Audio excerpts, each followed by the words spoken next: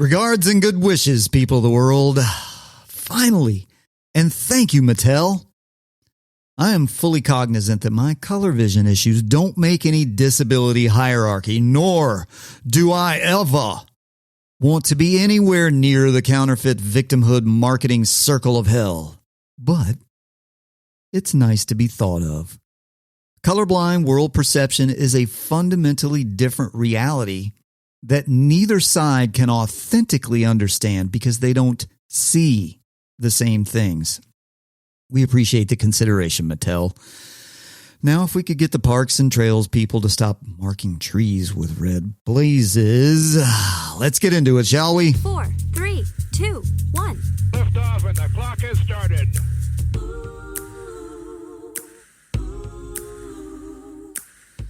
Yeah, I can't see red trail markers, and that's problematic. Good morning, good afternoon, good evening, and good day to you all. I hope this message finds you truly well and joyful and that you can see clearly in your mind. Thanks for joining me here on OGI. I am your host, Scott Schroeder. Always flesh and blood, never AI generated. And I am grateful for a little bit of your valuable time. Your active support helps the show survive and advance. Wherever you are, wherever you're consuming this, please like, subscribe, rate, review, share, and whatever else the algorithm overlords demand, of course. I came across a story recently that the toy and game company Mattel is going to begin making games like Uno and Phase 10 that are color-driven more accessible for people with colorblindness. And as someone who lives in the altered reality of colorblindness, I genuinely appreciate the effort.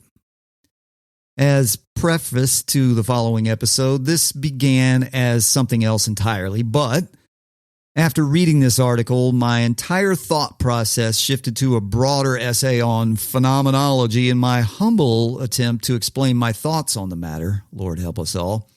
Bear with me for a few minutes while I walk through this story. Everyone's perception of a philosophy or set of standards or way of living or anything else in the realm of thought is, by its very nature, open to personal interpretation. Even the way we perceive what we call reality varies by degree depending on the individual. A simple physical anomaly such as colorblindness, for example, shapes the way about 1 to 3%, depending on who you look at and read, of people, and that's on the low end, 90 million, and on the high end, 350 million, about the population of the United States affected by this. It's not so abstract when you think about it that way, but it shapes the way those people see their environment relative to others. Remember, the eyes don't see. The brain sees by interpreting photo signals through the eyes. What you see may overlap with others around you like a Venn diagram, but a wiser person will never presume everyone sees what they do, and furthermore will accept that almost no one sees anything else the same as another. My own colorblindness spun my thoughts down this path. And my colorblindness isn't severe. I can't see certain shades of the green and red parts of the spectrum. However, this small differentiation from the human physical norm completely shapes my perception of the world around me and how I operate within it. Now, I was never tested for colorblindness until my enlistment process for the military. As a result, as the saying goes, I didn't know what I didn't know until then. As a child, if I was participating in play or schoolwork or chores and there was some kind of requirement to identify something that was within the color spectrum I can't see, I would become incredibly frustrated, which in turn confused and irritated everyone else. I didn't understand. I did not understand why I couldn't see what everyone else could, and others couldn't understand what was even happening. That shaped how I participated in and reacted with others in daily activities. Of the thousands of occurrences like this across my lifetime, one particular color-related incident in my professional adult life leaps to mind as having shifted an entire paradigm for me afterwards. Now, this is humorous, and I'll try to keep it as brief as I'm able in my loquacious way. I was attending a management workshop/retreat with a former employer, and within our workplace milieu, we were expected to present ourselves professionally and be smartly dressed, pressed, and groomed as we were contractors rather than employees. Therefore, we were outsiders, and our contracts could be terminated or renewed based on a number of factors.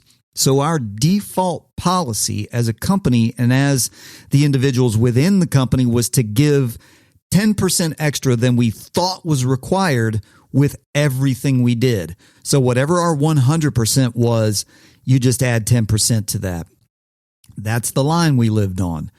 And aside from that, one should always make their best effort to dress and groom themselves appropriately for the given situation. More on that subject in the future. For sure.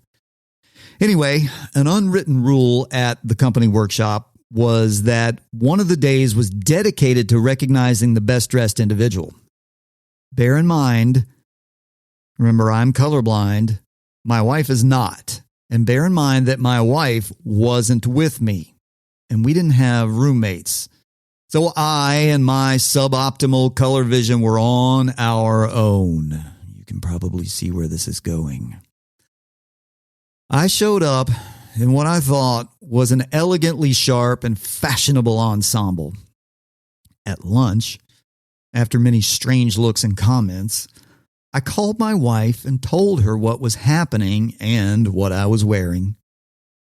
I could hear the facepalm and the eye roll on the other end of the line. I was ordered summarily to get back to my room as fast as humanly possible and change clothes. When I returned to the meeting, the VP of my company approached me and let me know how fortunate it was that I didn't spend the remainder of the day wearing what I was wearing. Now, the articles of clothing I was wearing themselves were classic, stylish, and well put together, but my colors were apparently an absurd abomination of combinations that should never be combinated. Tangentially speaking, in a black and white world, I looked awesome. Anyway, I walked away from this embarrassing episode a little wounded and a little flustered, but educated. Now, take note, the only worthless experiences are those from which you learned nothing. For the first time in my life, in my 30s no less, for the first time, I really began to understand my lack of color perception. That incident informs why very nearly every stitch of clothing I own now is gray or blue. Bottom line, I can't dress myself or buy clothing without my wife because it's important to me how I present myself in public. And as I said, much more on that in the future.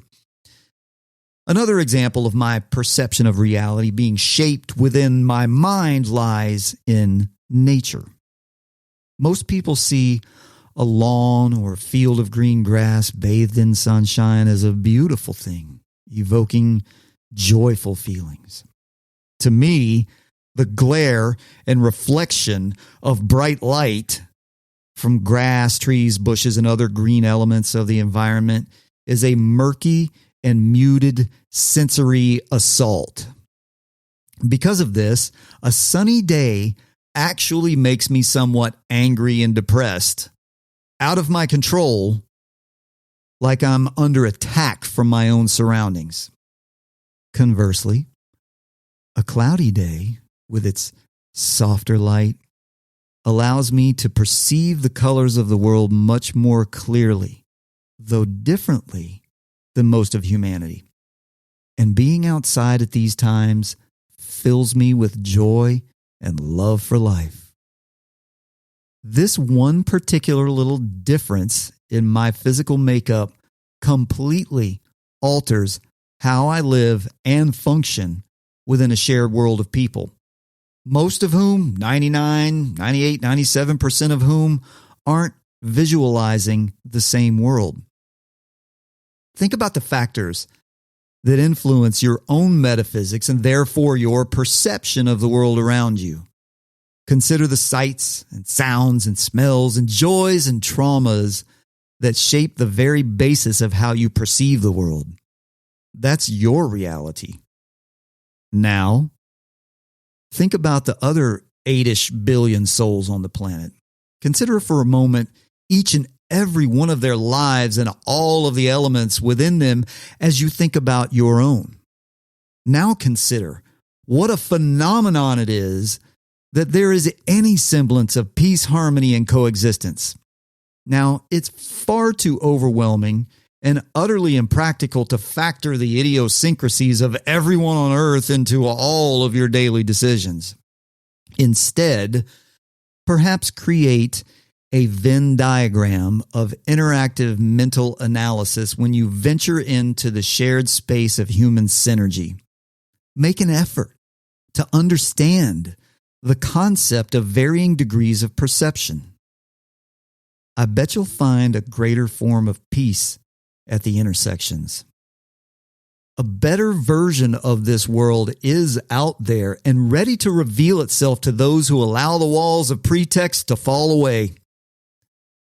It really is proof of the miracle of the human soul or energy or essence or whatever you wish to call it, that we aren't engaged in constant external warfare with everyone around us. We are able to set aside the steady flow of dark thoughts intrinsic to human existence and step out of that shadow to seek and find the basic elements of harmony among a vast assortment of personalities from every walk of life. This is the very essence of the incomprehensible value of life found unspoken and elemental throughout the history of humanity. And it is a humbling and staggering miracle. I've used that word miracle twice now because there isn't a more suitable term for something not explicable by nature or scientific laws. It makes no sense except that it makes the greatest sense of all. Have you lost your faith in your purpose for being because of constant friction? Perhaps you can use this thought process to refine any hostilities you may have. I know I struggle with this every day. The natural, ambient state of existence is friction by the very laws of physics. It's the human spirit that overcomes this state. Use the living, breathing Venn diagram of humanity to discover the miracle of elevated existence.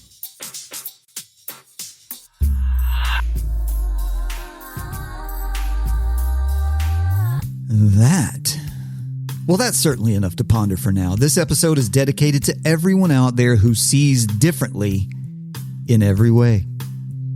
OGI can be found on Spotify, Apple Podcasts, Riverside.fm, and everywhere else in the podcast universe. Episodes and content will also be posted on Instagram, Facebook, and YouTube. Please subscribe, rate, and review. Share, all that stuff. Your active support is critical, y'all. As you go forth today, remember that life is all trial and error. Try to do better than yesterday. Live, laugh, love, be mindful, be fit, be authentic. If that's all you have, today will be a good day. Peace out, homies. See you next time.